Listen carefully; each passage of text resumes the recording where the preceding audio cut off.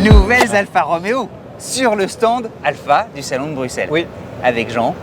La Giulia. Oui. La Giulia, elle change. C'est plutôt bienvenu. C'est joli, c'est réussi. Et là, je crois qu'il y a les feux qui changent. Tu vois, c'est plus moderne. C'est Matrix LED. Alors, je sais pas si c'était déjà présent avant, mais tu as le petit trèfle à 4 feuilles à l'intérieur. Oh, je sais pas si tu le vois. ah ouais, t'as vu ça? C'est mignon comme Alfa Romeo avec la belle écriture sur le dessus. Peinture aussi. Elles sont toujours impressionnantes, les peintures Alfa. Un peu mat. Alors ça, j'aime moins, mais bon, voilà. Chacun a ses goûts. Les jantes Alfa classiques et jantes téléphone, tu vois, avec les ronds. Les beaux étriers rouges. À l'arrière, ça change un peu aussi. Ça change un peu aussi. Ouais. C'est dingue parce qu'on est en train de décrire une berline dans un océan de SUV et ça fait du bien. Non, en fait, la forme des feux ne change pas, mais c'est le dessin intérieur et la vitre qui devient transparente. Donc clairement, ça modernise la voiture. Ouais, moi, je trouve qu'elle reste clair. franchement hyper jolie, cette voiture-là. Enfin, elle est très actuelle, elle est dynamique. Elle n'a pas besoin d'en faire trop pour être dynamique. Tu vois, par rapport à d'autres voitures, tu n'as pas 50 milliards d'artifice, elle reste bien. Et l'intérieur change aussi. Alors attends, on te suit. Est-ce qu'elle a normalement, comme le Stelvio, comme le Tonale. Et ça bouge. Ouais. Tu sens qu'effectivement il y a un travail sur les ça écrans. reste fondamentalement assez classique. Moi, j'aime bien garder alors, certains vont te dire que ça fait vieux. Tu vas être Moi, content, j'aime bien garder des quelques touches un peu physiques. Donc ça modernise bien la voiture. Le pommeau aussi. Tu sens que ça a été retravaillé. Ouais. Après, tu sens aussi que c'est pas la toute dernière génération. Moi, je sais certains détails. Après, moi, cette voiture, je l'aime bien. Je trouve que c'est une Alfa, propulsion. Ils sont revenus à leurs fondamentaux. C'est une berline. Elle est pensée pour le plaisir de conduite. Enfin, je trouve qu'elle est très cohérente avec les valeurs d'Alfa. Malheureusement, elle est pas. Le marché n'est pas très favorable à ce type de voiture. Et elle n'est pas dispo en hybride, ce qui est en tout cas en France est très handicapant. Je me permets sur l'écran. Mais alors donc l'écran intègre évidemment le digital. Mais elle est vraiment jolie. Enfin, moi, c'est une voiture que j'aime bien et que je trouve cohérente avec les valeurs de la marque, beaucoup plus que plein d'autres modèles. C'est drôle parce qu'il y a un côté un peu crève-cœur. Ce Oui. sont des voitures avec une âme formidable, auxquelles le marché tel qu'il est, pour des contraintes énergétiques, ne rend pas totalement grâce, en tout cas pas encore aujourd'hui, même si le Tonale fait des efforts en devenant PHEV. T'en as vendu quelques-unes malgré tout? Alors, pas beaucoup. En fait, c'est des voitures qui suscitent beaucoup d'intérêt. À chaque nouveauté Alfa, il y a beaucoup d'intérêt. On le sent, même nous, on a le cœur. Il y a quand même un vivier de passionnés, de gens qui aiment bien la marque. Après, en tout cas en société, les contraintes fiscales font que ça se vend assez peu. Parce qu'en coût réel, entre une Giulia, une série 3 et encore plus un X3 ou un GLC, finalement, l'Alfa revient quand même assez cher. Et un coût de revient qui est assez élevé par rapport à ce prix d'achat. Ceci, les quelques personnes qui en prennent sont absolument ravies de la voiture, donc je ne sais pas s'ils sont objectifs ou pas. En tout cas, je sais que l'agrément de conduite, moi je n'ai jamais connu cette voiture, mais tous ceux qui l'ont essayé m'ont dit que c'était que la direction, le châssis, en gros le feeling global de conduite était vraiment très très bon et largement au niveau des meilleurs premium allemands. Donc je suis d'accord avec toi, c'est vraiment des voitures qu'on aimerait vendre plus, parce que fondamentalement elles parlent aux passionnés de voitures que nous sommes. Mais voilà, après il y a des réalités économiques qui font que les gens n'ont pas non plus tous un portefeuille limité, donc on doit faire des choix. On va laisser une que pour le plaisir. Moi je les aime bien ces voitures, elles sont et puis en plus elle pousse le bouchon loin parce qu'elle est berline et pas break. Oui. C'est-à-dire qu'il n'y a même pas de break pour essayer tout à coup. Non, en fait elle fait tout ce qu'il ne faut pas faire pour se vendre. Sa carrière aux États-Unis quand même a eu, j'imagine, un écho auprès justement des purs alfistes et des amoureux de belles voitures. En tout cas, c'est malgré tout à suivre. Puisqu'Alfa se réveille, il y a eu plein de renaissances chez Alfa, mais là tu sens qu'il y a quelque chose qui se passe. Tu sens que Stellantis croit au potentiel de la marque, donc je pense qu'ils vont investir sur cette marque-là.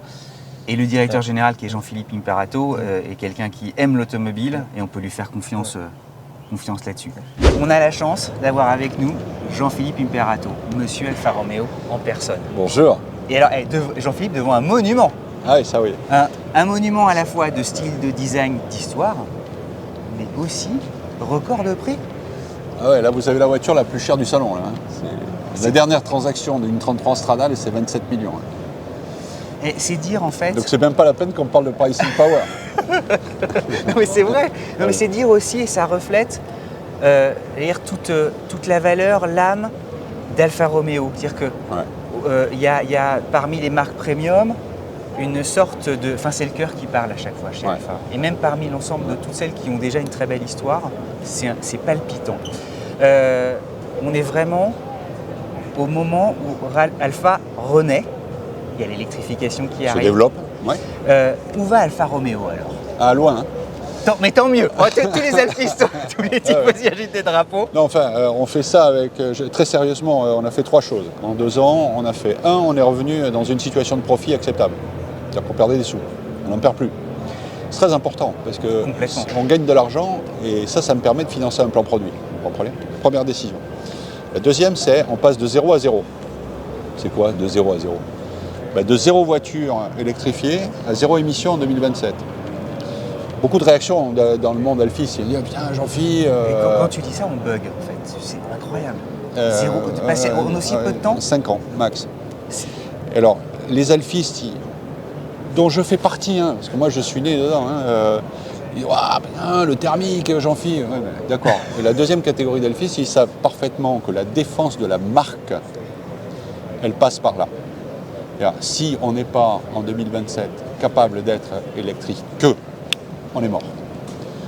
On est mort, juste mort. Non, donc en 2021, on a pris la décision de dire de 0 à 0 parce que si on ne fait pas ça, la marque est morte.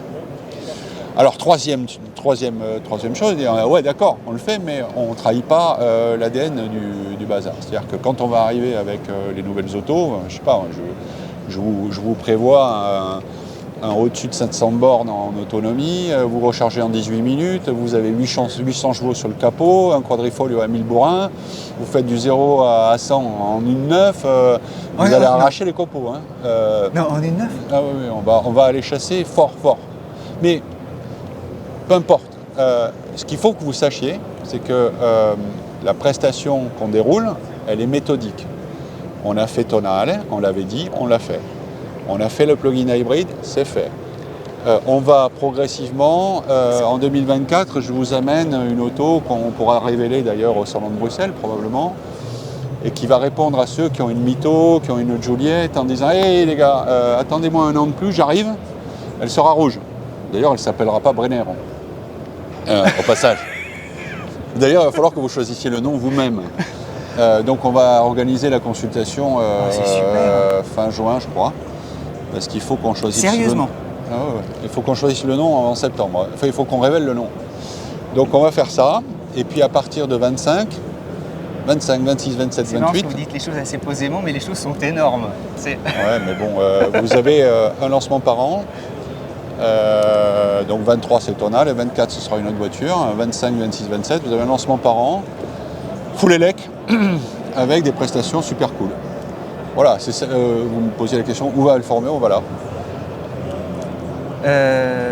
Une dernière question. Vous avez eu des Alphas?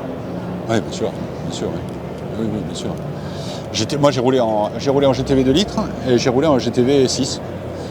Je suis né en en Giulia, parce que mon papa avait une Giulia Super 1300 en 66. Et puis juste après, lui, il a basculé en Giulietta.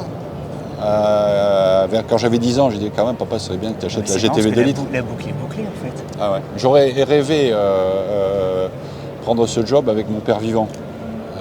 Ça n'a pas été le cas. Peut-être, on ne sait pas, peut-être qu'il regarde. On ne sait pas. Voilà, on ne sait pas. Il y a dernier point, le Tonale est arrivé, le PHEV est là. Ouais. Grosses ambitions, j'imagine. Bien, on fait le boulot. Le portefeuille, le portefeuille de la livrée a été multiplié par 10 avec cette voiture. Donc j'ai 22 000 autos, on livre entre mai et juin, donc voilà, j'ai pas de problème de pérennité sur Alfa Romeo. On fait les choses les unes après les autres, mais ça fonctionne. Et puis on a 280 chevaux sur le PHEV, sur un CSUV. Je vous prie de croire que l'agilité alliée.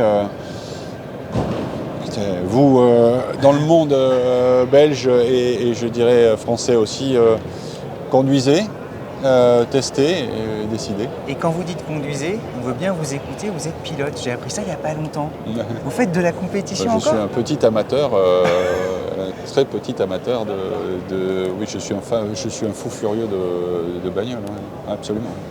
Mais je suis mauvais, moi je suis mauvais, parce que le rapport poids-puissance déjà ne m'aide pas. Il se trouve que je roule avec Carlos et Carlos il a quand même 40 kilos de moins que moi. Et le problème c'est qu'on partage le même baquet. Alors la première année, j'ai pris son baquet, j'ai cru mourir. La deuxième, on a décidé que c'était moi qui faisais le baquet, il mettait les coussins. Non, mais on se régale, ouais. Ouais, On se régale. Jean-Philippe, mille merci de toutes ces infos. Pas de Franchement, problème. non mais ça fait plaisir. Je pense que tous les alphys qui nous écoutent et tous ceux qui aiment l'automobile se disent bah c'est chouette, voilà, il y a quelqu'un qui aime ce qu'il fait. Enfin, voilà, c'est un grand ça, oui, cuisinier ça, oui. qui aussi déguste ses propres plats. C'est un bonheur. Merci beaucoup. Très bonne Merci, journée, monsieur. Jean-Philippe. Merci. Je me serre la main. Merci Ciao. beaucoup.